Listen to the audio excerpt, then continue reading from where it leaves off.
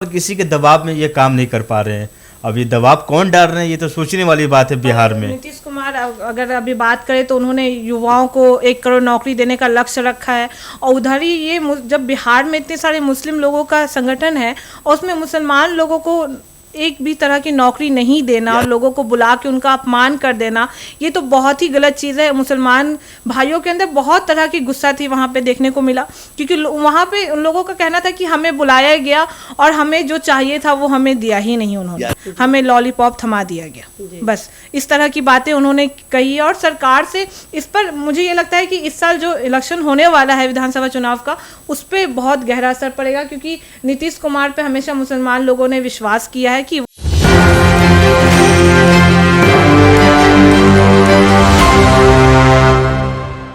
नमस्कार, बहुत बहुत स्वागत है आपका एक न्यूज़ 24 देख रहे हैं आप, और मैं हूं आपके साथ ब्यूटी।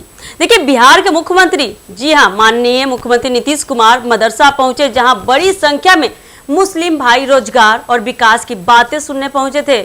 उम्मीद थी कि वे रोजगार, शिक्षा और समाज से जुड़े मुद्दों पर बड़ी घोषणा करेंगे, लेकिन हुआ क्या?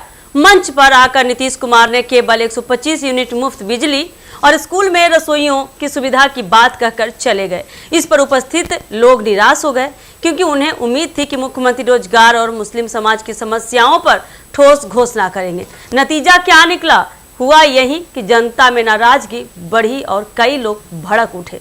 तो आइए, और कुछ क्या हुआ, हमारे ग्राउंड रिपोर्टर राहुल जी से जानेंगे, और हमारे साथ कुछ सहयोगी भी जुड़े हैं, उनसे भी इन सारी बातों पर डिस्कस करेंगे। तो राहुल जी, जैसे कि आप जानते हैं कि आज माननीय मुख्यमंत्री नीतीश कुमार जी बुलाएं सबको कि आइए, ये करेंगे, वो करेंगे, रोजगार की बातें करेंगे, लेकिन उन्होंने क्या किया? झुंझुना थमा दिया सबके हाथों में। देखिए, पहला बात तो मुसलमान भाइयों में इतनी बड़ी गुस्सा भरी हुई थी, इतनी बड़ी की मत पूछिए। मैं तो ग्राउंड रिपोर्ट पे गया था, पूछने भी गया लोगों से, तो उन्होंने बोला कि नीतीश कुमार और माननीय जो मुसलमान बोर्ड के अध्यक्ष है, उन्होंने बुलाया था कि आप लोग को रोजगार और पेंशन और पैसा की बात की जाएगी, जो भी उनकी पेंशन रुकी हुई थी, पैसा रुकी हुई थी मदरसा बोर्ड की, वो दिया जाएगा। पर यहाँ तक कुछ नहीं, और बोला गया था कि ईद की सेवैया बंटने वाली, यहाँ तक कि दूध सिर्फ एक झोला थमाकर भेज दिया गया। कई मुसलमान भाइयों ने झोला दिखाया, कहा कि इस खाली झोला थमाया गया है। तो कहीं ना कहीं मुसलमान भाइयों के साथ बहुत बड़ा गलत हुआ है कि माननीय मुख्यमंत्री नीतीश कुमार जी आए थे और लोगों को कहना था कि हम अपनी बात को रखने आए थे, और उनका कहना था कि हमें खास कर बुलाया गया था।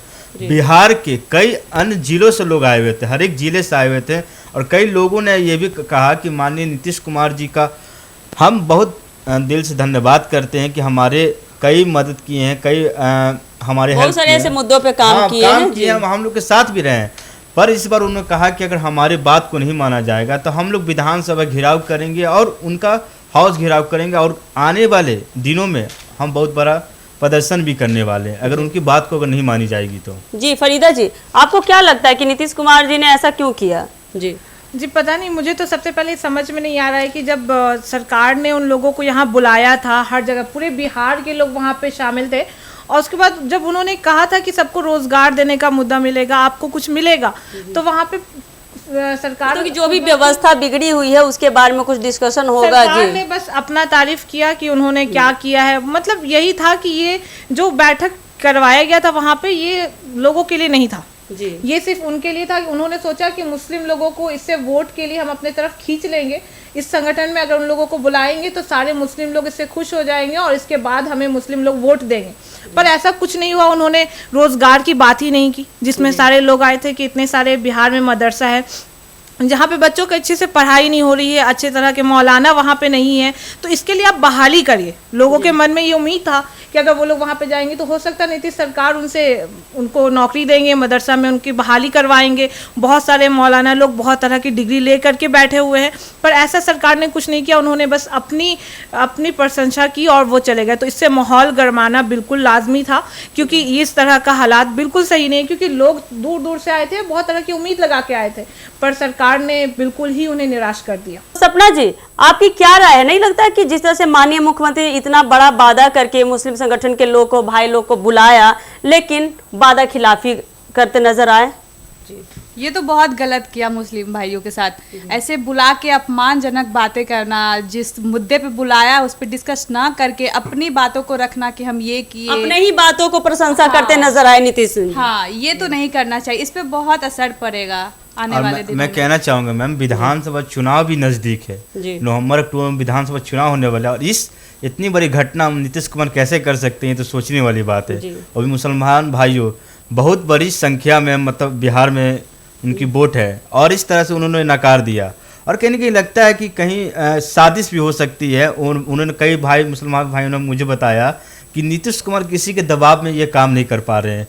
अब ये दबाव कौन डाल रहे हैं, ये तो सोचने वाली बात है बिहार में। नीतीश कुमार अगर अभी बात करें तो उन्होंने युवाओं को 1 करोड़ नौकरी देने का लक्ष्य रखा है और उधर ही ये जब बिहार में इतने सारे मुस्लिम लोगों का संगठन है और उसमें मुसलमान लोगों को एक भी तरह की नौकरी नहीं देना और लोगों को बुला के उनका अपमान कर देना, ये तो बहुत ही गलत चीज़ है। मुसलमान भाइयों के अंदर बहुत तरह की गुस्सा थी वहाँ पे देखने को मिला, क्योंकि वहाँ पे उन लोगों का कहना था कि हमें बुलाया गया और हमें जो चाहिए था वो हमें दिया ही नहीं उन्होंने, हमें लॉलीपॉप थमा दिया गया। बस इस तरह की बातें उन्होंने कही और सरकार से इस पर मुझे ये लगता है कि इस साल जो इलेक्शन होने वाला है विधानसभा चुनाव का, उस पर बहुत गहरा असर पड़ेगा, क्योंकि नीतीश कुमार पे हमेशा मुसलमान लोगों ने विश्वास किया है कि वो मुसलमान के हित में भी काम करते हैं। पर इस बार तो अगर उन्होंने ऐसा काम किया तो मुझे नहीं लगता है कि कोई भी मुस्लिम समुदाय उन पर विश्वास कर पाएगा। नहीं, उन्होंने साफ तौर पे ये भी कहा कि अगर नीतीश कुमार के पास अभी भी टाइम है, अगर वो फैसला ले लेंगे, हम लोग के खिलाफ अगर आवाज़ करेंगे, आवाज़ देंगे तो हम उनके साथ रहेंगे। पर हमको नहीं लगता है कि माननीय मुख्यमंत्री नीतीश कुमार ऐसा करेंगे, क्योंकि इतनी बड़ी संख्या को रोजगार देना वही मुसलमान समुदाय को, ये तो सोचने वाली बात है। दूर दूर से इतने सारे लोग आए थे, अगर उन्होंने आज कुछ भी नहीं, वो कम से कम एक इशारा दे देते कि आप लोग को बहाली मिलेगी या हम लोग मदरसा पे कुछ खर्चे करेंगे, कुछ भी करेंगे, वो कम से कम इशारा दे देते तो लोगों के अंदर सब्र आ जाता। मुसलमान भाई तो रो रहे थे वहाँ बैठ के कि हमारी माँ बीमार है, घर पे हम लोग गहना गिरवी रख कर शिक्षा दे रहे हैं और हमारी सरकार ने हेल्प करी। कई को तो मदरसा बोर्ड ऐसे हैं कि वहाँ पे झोपड़ी बनाकर वो लोग पढ़ा रहे हैं बच्चों को। तो एक सरकार को सोचने वाली बात है कि हमारे बिहार में हर एक विभिन्न कल्चर मनाए जाते हैं, तो उनको भी कहीं ना कहीं जगह मिलना चाहिए और देना भी चाहिए, क्योंकि लोकतंत्र में आप रह रहे हैं ना, आपका सबका अधिकार है, देना चाहिए। तो जैसा कि आपने हमारे सारे सहयोगियों को सुना कि कैसे उन लोगों ने सारी बातों की पुष्टि की, तो आपको क्या लगता है कि आने वाले बिहार विधानसभा चुनाव में जैसा कि नीतीश कुमार ने किया कि सारे मुस्लिम संगठन को बुलाकर वादा खिलाफी किए, रोजगार की, शिक्षा की बातें कर कर उन्हें बरगला कर भेज दिया गया, यानी कि मानो तो लॉलीपॉप थमा दिया गया। लेकिन ऐसा माननीय मुख्यमंत्री जी ने क्यों किया, ये तो देखना आने वाले समय में बिहार विधानसभा चुनाव में देखने बनेगा, क्योंकि इससे सीधा असर उनके चुनावी दौर पे पड़ सकता है। तो ये देखना काफी दिलचस्प होने वाला है कि आने वाले समय में माननीय नीतीश कुमार जी के चुनावी दौर पे इसका कितना गहरा असर पड़ सकता है। मुस्लिम संगठन के भाई लोग क्या इसका चुनावी दौर में क्या करते हैं, कैसे इसका बदला लेते हैं, क्या नीतीश कुमार के समर्थन में खड़े रहते हैं या उनके साथ वो भी सेम वादा खिलाफी करते हैं, ये देखना काफी दिलचस्प होने वाला है। तो आप ऐसे ही सनसनीखेज के लिए आप जुड़े रहिए हमारे एक न्यूज़ 24 के साथ। दीजिएगा इजाजत, धन्यवाद।